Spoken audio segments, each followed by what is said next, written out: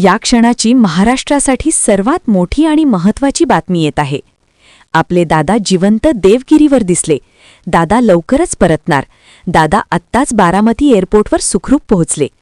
होय, हे सगळं जरी खोटं वाटत असलं तरी नुकताच एक व्हिडिओ व्हायरल झाला आहे, ज्यामध्ये एका गाडीमध्ये एक वयोवृद्ध आजी आणि आजोबा चाललेले असून ते सांगतात की दादा जिवंत आहेत।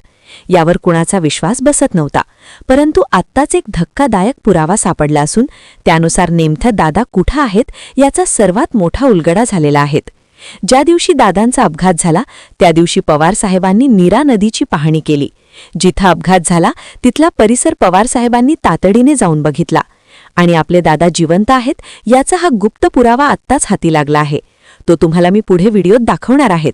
तुम्हाला फक्त पूर्ण शेवटपर्यंत हा व्हिडिओ बघावाच लागेल, कारण की ज्या दिवशी दादांचा अपघात झालता त्या दिवशी ते विमान झाडावर धडकण्यापूर्वी नेमकं काय झालं होतं, एका गावकऱ्यांनी काय बघितलं, तो नेमकं काय म्हणला, त्याच्याकडे नेमकं असा काय पुरावा आहे, त्यानुसार सगळं सत्य समोर आलेलं आहे।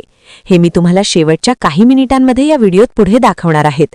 तो बघितल्यावर अक्षरशः तुम्हाला मोठा आश्चर्याचा धक्का बसेल, त्यामुळे हा व्हिडिओ तुम्हाला शेवटपर्यंत बघावाच लागेल। पूर्ण शेवटपर्यंत बघा, अजिबात कुठेही अर्धवट व्हिडिओ सोडू नका। ज्या दिवशी दादांचा अपघात झाला त्या दिवशी काही गावकऱ्यांनी असं सांगितलं की विमानाचा एक भयंकर आवाज येत होता, जसा काही बिघडलेला आहे असा आवाज येत होता आणि असं वाटत होतं की तिथे एका मंदिराच्या कळसाला ते विमान जाऊन धडक मारताय की काय। तसंच विमानाने हवेतच 2-3 वेळा गिरट्या घेतल्या होत्या। तसंच एक व्यक्ती म्हणाला की कोणीतरी विमानातून उडी मारण्याचा प्रयत्न करीत होता। मग त्या दिवशी नेमका उडी मारणारा व्यक्ती कोण होता? आपले दादाच होते का किंवा इतर कोणी होता? त्याचं गुप्त माहिती लागली असून शेवटच्या मिनिटांमध्ये काय झालं होतं याचा सर्वात मोठा उलगडा झालेला आहे। एक गुप्त व्हिडिओ आहे ज्यामध्ये नेमका शेवटच्या मिनिटात काय झालं ते दिसत आहे। ते मी तुम्हाला सगळं पुढे दाखवणार आहे, तर पुढे शेवटपर्यंत हा व्हिडिओ बघा।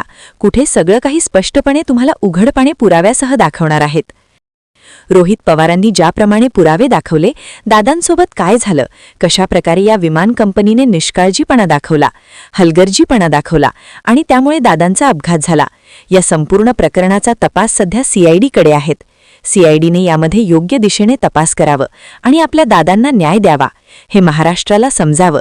तसंच महाराष्ट्राला हक्क आहे जाणून घेण्याचा आपल्याला सोबत काय झालं। मागील काही काळामध्ये आपले दादा जिवंत, आपले दादा जर्मनीत, आपले दादा कमबॅक करणार, आपल्या दादांची रॉयल एंट्री, अशा प्रकारे काही व्हिडिओज तयार करण्यात आले होते।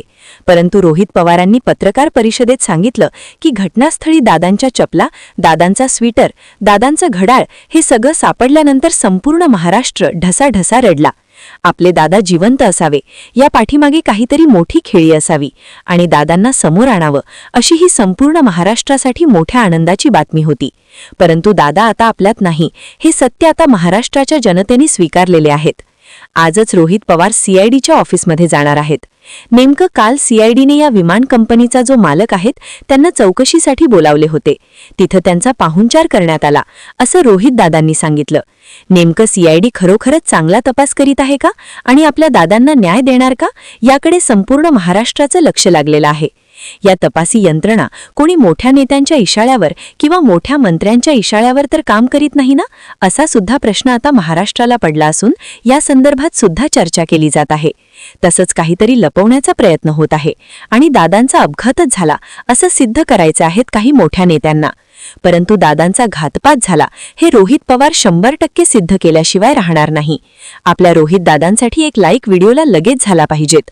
हा व्हिडिओ पूर्ण शेवटपर्यंत बघा, शेवटी तुम्हाला अत्यंत धक्कादायक बातमी दाखवणार आहेत।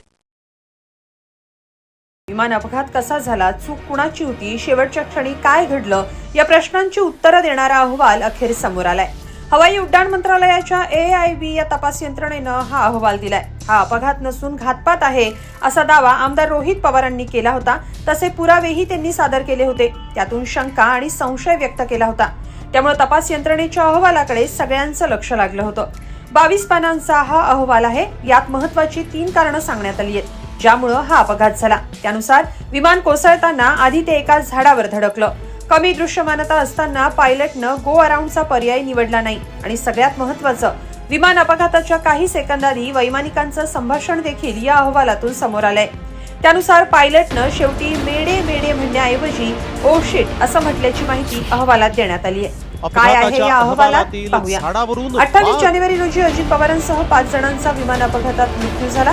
या संदर्भात प्राथमिक अहवाल समोर आलाय. यात कमी दृश्यमानता म्हणजे व्हिजिबिलिटी, VFR नियमांचं संभाव्य उल्लंघन आणि अनकंट्रोल एअरफील्डवरच्या सुरक्षा त्रुटी यावर भाष्य केलंय. बारामती इथं स्वतंत्र MET हवामान सुविधा नाहीये. त्यामुळे 5000 मीटरची दृश्यमानता गरजेची असताना केवळ 2000 मीटर दृश्यमानता असताना पायलटनं लँडिंग केलं, जे जीवावर बेतलं. ब्लॅक बॉक्स बाबतही अहवालात माहिती दिली आहे. त्यानुसार विमान अपघातानंतर ब्लॅक बॉक्स मधल्या फाईल डेटा रेकॉर्डर उष्णतेमुळे खराब झाला. मात्र रॉ डेटा रेकॉर्ड करण्यात आला असल्याची माहिती समोर आली आहे. तर सगळ्यात महत्त्वाचं, विमान सुरतहून आल्यानंतरच्या चाचणीत कुठलीच अडचण नसल्याचं तपासणी तंत्रज्ञांचं मत आहे. या अपघाताच्या तांत्रिक नोंदींमध्ये विमानात कुठलाही बिघाड नसल्याची नोंद आहे. अपघातग्रस्त विमान जमिनीवर कोसळण्यापूर्वी एका झाडावर जोरात धडकलं. या धडकेनंतर विमानाचा ताबा सुटला आणि ते धावपट्टीपासून काही अंतरावर कोसळलं. अहवालातल्या माहितीनुसार रनवे 11च्या 50 मीटर डाव्या बाजूला विमानाचा शेवटचा आघात झाला. हे विमान धावपट्टीवर उतरण्याऐवजी बाजूला असलेल्या झाडांना धडकलं आणि त्यानंतर भीषण आग लागली. विमान अपघाताच्या काही सेकंद आधी वैमानिकांचं संभाषण देखील समोर आलंय. पायलटनं शेवटी मे डे म्हणणं अपेक्षित होतं, पण पायलटचे अखेरचे शब्द हे ओ शिट असे होते, असं अहवालात सांगण्यात आलंय.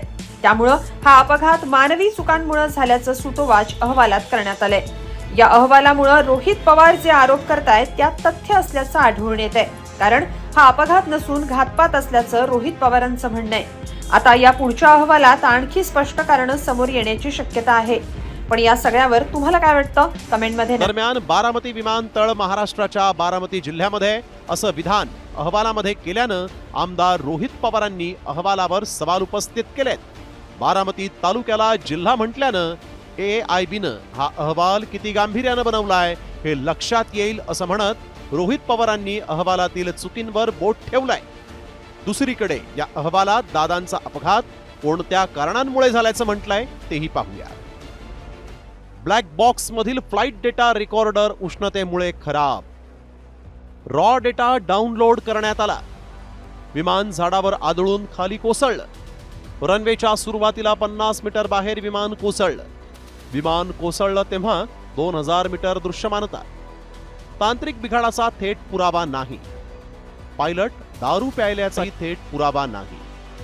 अहवालात झाड आणि भौगोलिक चुकांमुळे विमान अपघात झाल्याचं सांगण्यात आलंय. त्यामुळे या संपूर्ण तपासावर प्रश्नचिन्ह उपस्थित केले जात आहे.